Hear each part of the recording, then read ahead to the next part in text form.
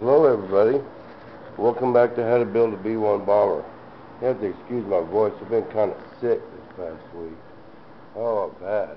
But anyway, I got one of my bypasses laid up, and for you people that didn't have a clue what I was talking about with a bypass, this is what a bypass is. Your turbine actually sits inside of it. And that came out pretty good. You know that little flange I put on my plug just slipped right in there. Just really neat. And had a carbon fiber, and we're going to lay one up for you today. I've already got all my stuff cut out. There's my carbon fiber, and then I'm going to put a layer of that, and then just a layer of this 2-ounce cloth. Really just to keep the pinholes down and smooth it up a little bit. I'm not going to bag it or nothing. We'll hope you people don't get sick from watching this movie, but I think we should be safe. Okay. Now all we got to do is I take this stuff. What I did is I took my piece of cardboard and kind of whittled it until I got it the shape I needed. Then I just transferred it to a piece of that flat glass I had laid up. And then I don't try to cut these out with scissors. I cut me out a square, then cut it out with an X-Acto knife and get it a lot better. That's how I got that pattern.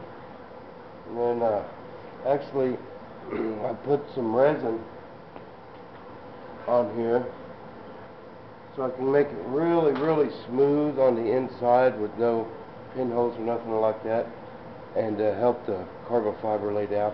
I put a coat of resin on there and let it set for about 4 hours. See, it's just now, it's not really dry, it's just kind of sticky. So we just put that right there in place and rub it down. I got this to where it'll roll. That always makes stuff a little easier. Then you can press it in place and it stays.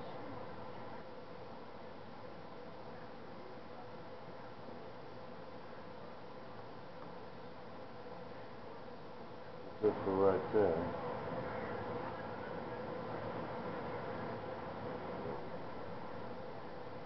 And put that there. Then I got this piece for the back. Okay, we just want to overlap that just a little bit to where it'll bond onto each other.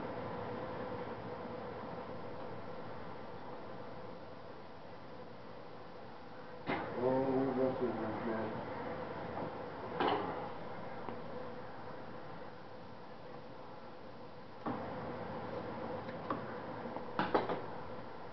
Fiber's kind of a mess. Let's unravel and stuff on it. And there we go, there's that. And I'll take this piece. And also when you put that resin in there like that and let it set up a little bit, it really helps it stick in them corners good.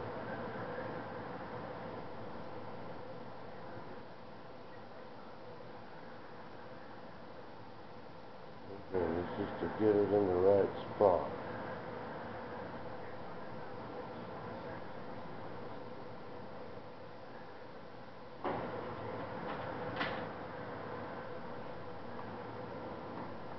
Use my spreader to push it down in that corner real good, and see it'll stay there, so I got a nice sharp crisp edge to mount my turbine to.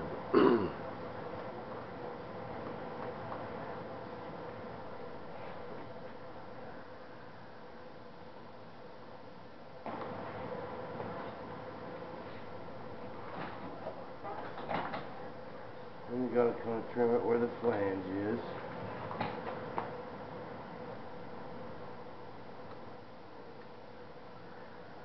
Where that could come down.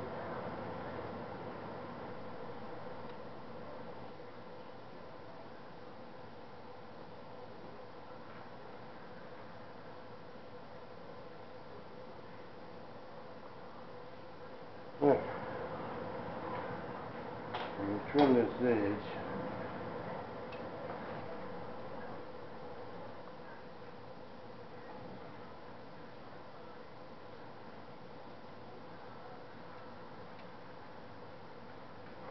know what you're thinking? I wasted a piece of carbon fiber. Oh no, I didn't. I'm going to put it right there on that flange and kind of double that up.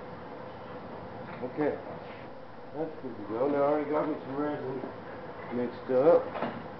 Now we just paint this resin on here.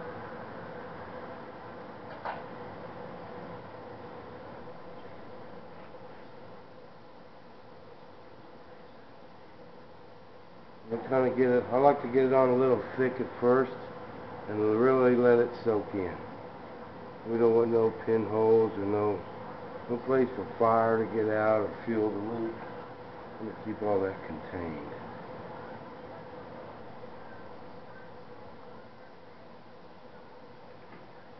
And it helps your turbines run cooler in a bypass. I was talking to Tam at Tamjets, and this is what he told me. He said they'll actually, a turbine will have more power sitting out in the open, but it'll have more top-end speed sitting in a bypass. Now, that's just what the man told me, and he's done a lot of research on this, so I kind of tend to believe him. And plus, they sound a lot cooler. I really like the way the turbine sounds in a bypass. My F-18's got a bypass on it, and it just sounds totally different from these other jets that turbines just sit on the back. Gives it a deeper rumble. Sometimes people set your stuff up where you can kind of twist it around like that. Just a little bit of thinking saves a lot of headache.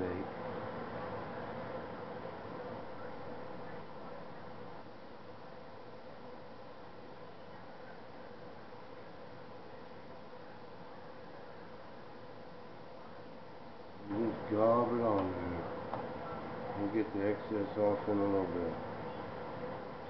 Don't let that cloth really get saturated. We want all the resin soaking in there we can get.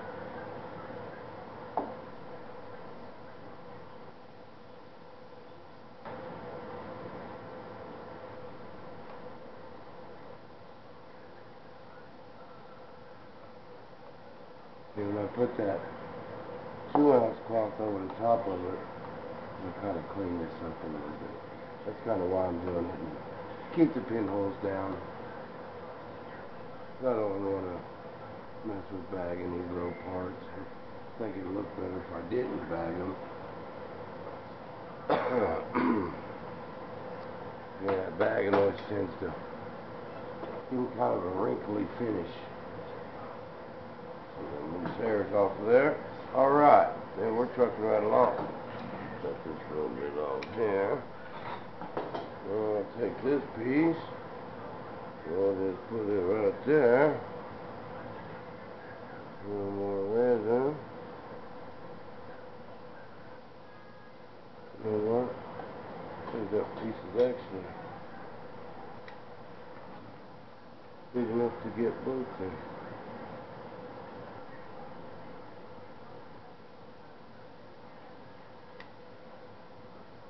Oh yeah. Don't want to waste no carbon fiber. And even the small pieces I save till I make my own horns and stuff. My control horns with them.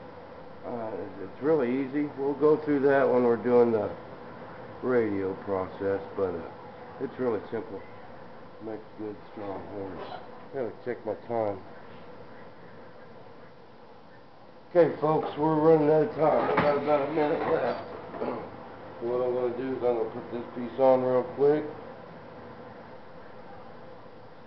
You see how I just kind of overlapped them seams?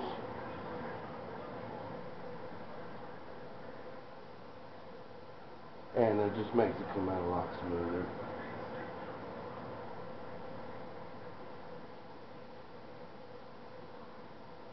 Then I'll put a piece over there. And that's all there is to making them bypasses. But we got to have them just like we got to have all these other parts. So I'm going to keep trucking on these. And until next week, we will see you in the shop.